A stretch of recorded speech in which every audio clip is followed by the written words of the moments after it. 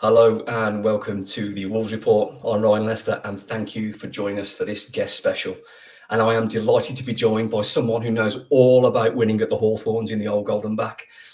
Throughout his career, he's played for Watford, Huddersfield Town, Leicester City, Wolves, Norwich, Gillingham, Cambridge United, as well as being capped 15 times for Wales. Ladies and gentlemen, Iwan Roberts. Hello, mate. How are you? I'm really good, thank you. Thank you for joining us in the build-up to a game I'm very excited about. I know we're talking about off-air, about our experiences that day, but we can hopefully share some of that now. Of course, Wolves and West Brom isn't your own experience. You've also played in the Old Farm. I quite like that, the Norwich and Ipswich derby. You had a pretty good record there as well. But looking ahead to next week, Ewan, I've already got butterflies. But from a player's point of view, could you explain what it's like in the build-up to a derby? I mean, they say it's not different, but it is. It feels different. The whole build-up to the game is different. I wouldn't say just the week, but the month maybe, when you know you've got the derby coming up. That's all people want to speak to you about. You know, whether you're down the pub or you could go to the pub when I was playing all those years ago. You certainly went after. Maybe frowned upon in this day and age. But you know, whether you're filling your car up at the petrol station, that is all people wanted to speak to you about, and they sort of emphasised. Not that you needed it emphasised, because you know we weren't stupid. We know the size of the game and what it meant to every Wolverhampton fan and every West Bromwich Albion fan. I'd seen enough Black Country derbies on the telly to know it was a massive game for both football clubs. I mean, I'd only ever scored 4 hat-tricks in my career. My first one was for Leicester against Derby in the East Midlands derby. So fantastic. That was quite a big game. That was at Filbert Street. Obviously, my second one, I had to wait a couple of years for my second one, and it was a special moment, Ryan. To be fair, I mean, I look back at my career. I never really, you know, I scored quite a few goals. I never really scored a goal that they all matter. Don't get me wrong, but an important goal to win a cup or win promotion, or I mean, I scored in the playoff final in 2002 against Birmingham. But we lost on penalties, so it didn't really matter that much to me. So, I mean, those 3 is up there with one of a few highlights. I think, you know, to score 3 at the Hawthorns, and I'm not sure. Someone told me years and years ago that I'm the only Wolves fan ever to achieve that. Don't quote me on that. I mean, it was a special day. I'd had a slow start to my Wolves career. They paid quite a lot of money for me. I hadn't scored in the first 6 games, but we were doing well. I was lucky. I had a partner next door to me named Stevie Bull. It was on absolute fire. So he helped me so much in the beginning of in the first few weeks, where I found it quite hard to find the back of the net. But to be fair, Ryan, not once, right? And this is what I'm ever so thankful.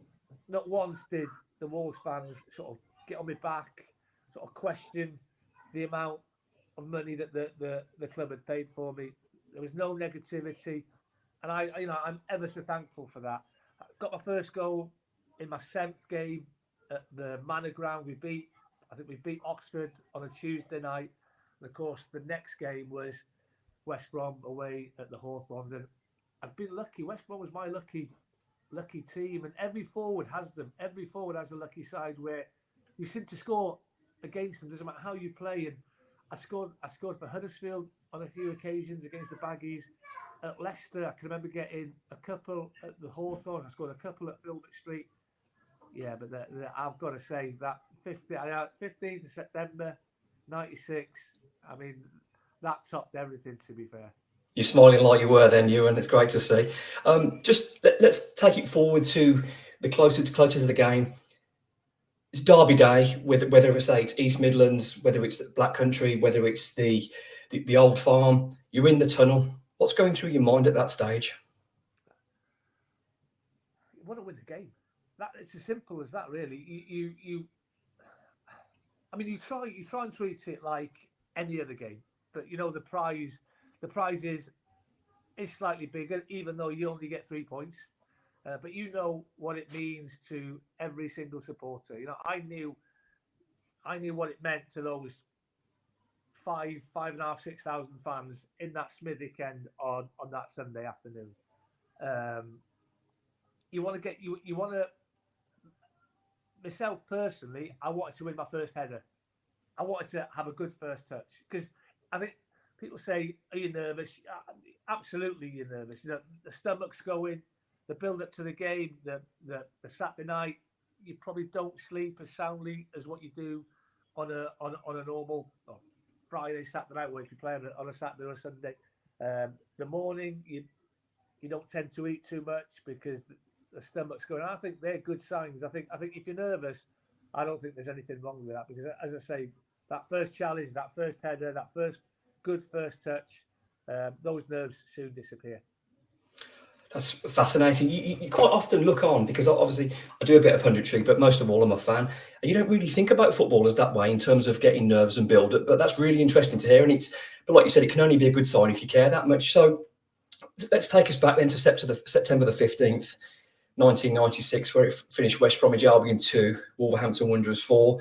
Mickey Stoll, Atkins, Richards, Venus, Smith, Corica, Osborne, Thompson, Froggy, Bull, in yourself with McGee as the gaffer. Wolves were 3-0 up in half an hour.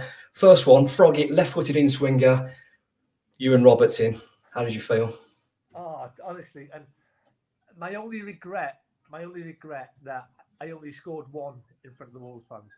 You know, the first two. It was a good one to score in front of the Wolves fans, though. I mean, it was. The third one, there's that iconic photo of me celebrating with that toothless grin and Bully on my back. I mean, it was, and people have told you this many times, Ryan. There's no better feeling than when you see, as a centre forward, whoever scores the goal, when you see that ball cross the line, there's no better sound than the ball hitting the back of the net. And for a split second, you lose your mind, you know what I mean? And I when I saw that ball come in, I think it was Murphy that was picking me up, and I sort of managed to get in front of him, made decent contact. And my mate, Paul Crichton, who he was in goal for the Baggies on the day, and he signed for Norwich 2 or 3 years after I did. I got great pleasure in reminding him every single day that it's going to happen against him in the Black Country Derby.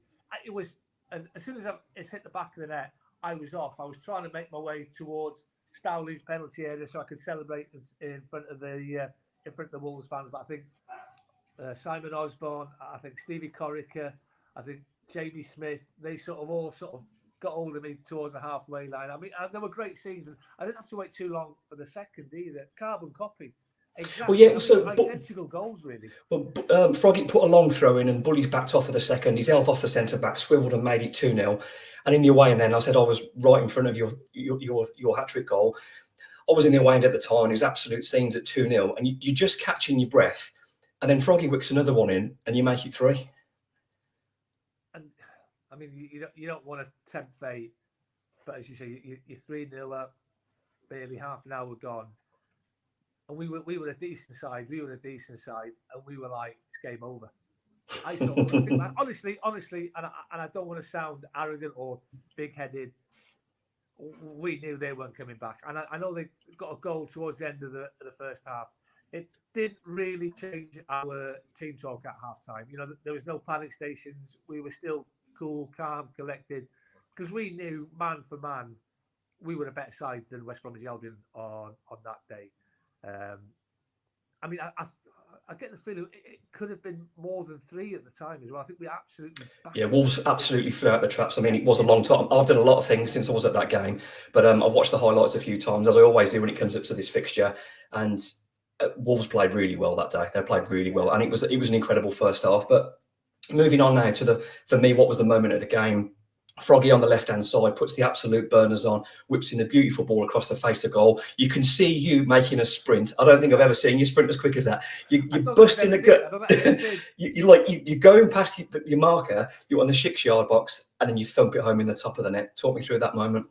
I've never been so grateful for Bully missing a chance, because, as you say, I mean, Froggy was unplayable on the day, and as a centre forward, you get to know your players and I knew what a wonderful left foot that he had. So I knew I had to get in the right areas, and if I did that, I knew that he would find me. I knew he'd find Bully because he was a special talent. I mean, he's just darted down that left-hand side, and I'm playing catch-up.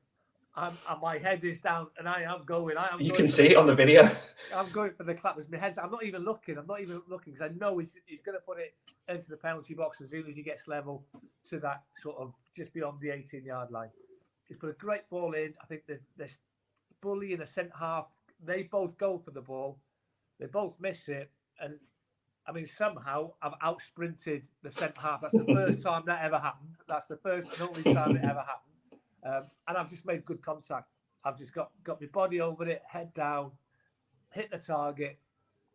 And I mean, there's no better feeling. There is no better feeling that when that ball hit the back of the net, to think that you've made all those Wolves fans in gold and black behind that goal going absolutely berserk at that split second. There was no better feeling, believe you me. What does it feel like at that moment because obviously your heart's pounding, you've got a hat trick, because you could see the ecstasy on your face. So what did it look like from a player looking at those fans celebrating that moment, or was you just so happy you couldn't work out what was going on? I mean, I as soon as we came out of the tunnel, because the tunnel at the Hawthorns, it's quite narrow, so one team has to go first, and then I think they went out first, and we sort of followed them, and you can just hear the noise.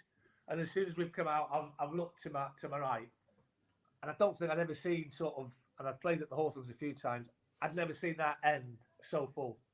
And it was just like, oh my God, this is unbelievable.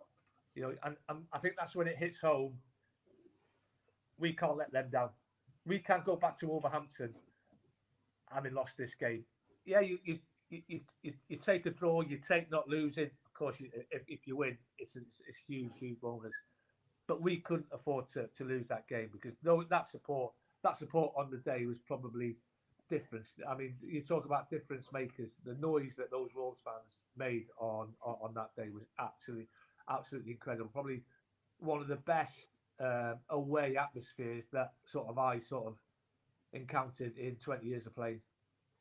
Well, hopefully, when you're watching on Sunday, you can see it happen all over again. So, but we'll get there. We shall see.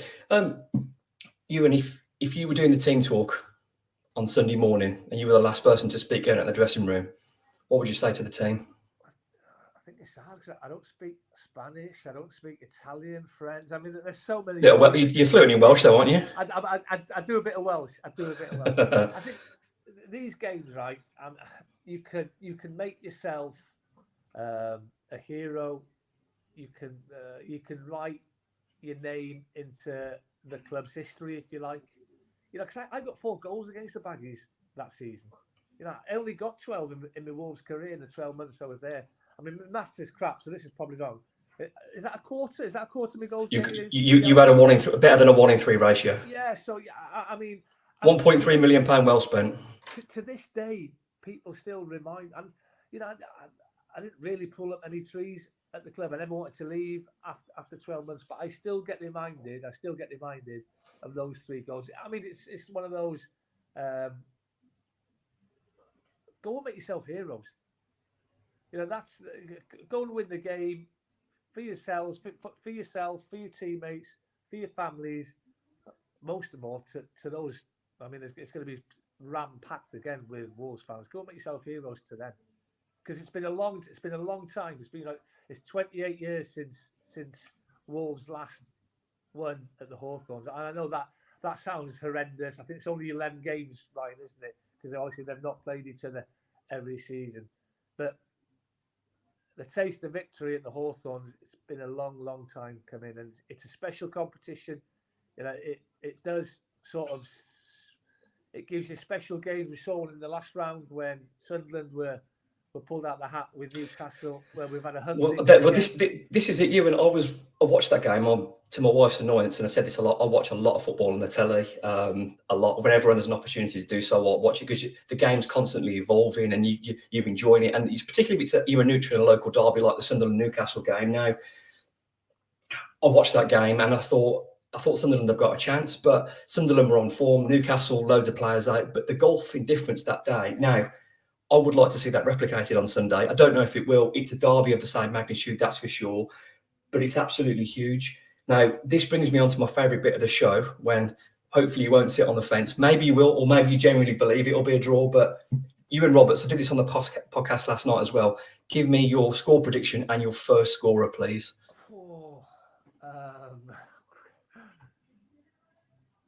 I mean, West Brom, they're having a good season.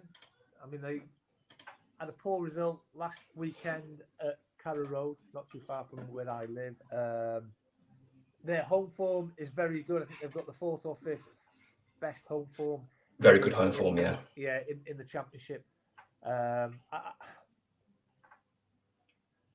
just look at Wolves at this moment in time. You know, they had a good result the other night at Brighton. You know, Brighton's not an easy place to go. I think Gary O'Neill's come in. He's done a fantastic job considering the way it went within, you know, joining the club at the very last minute.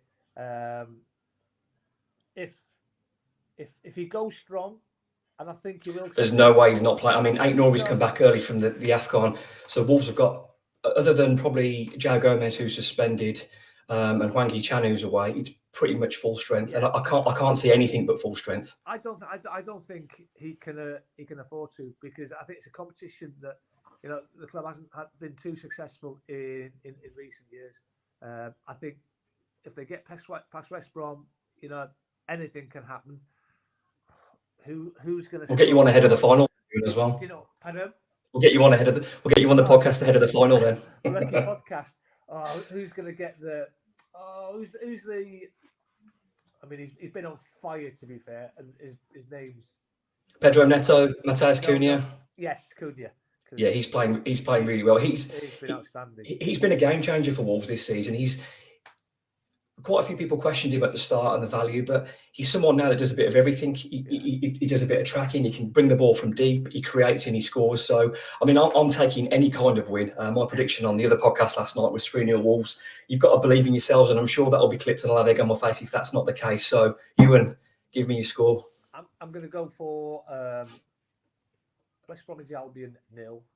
Good start. Yeah, West Bromwich Albion 0, Wolverhampton Wanderers 2. We'll absolutely take that. Ewan, thank you so much for joining us on this Wolves Report guest special. Until next time, up the Wolves.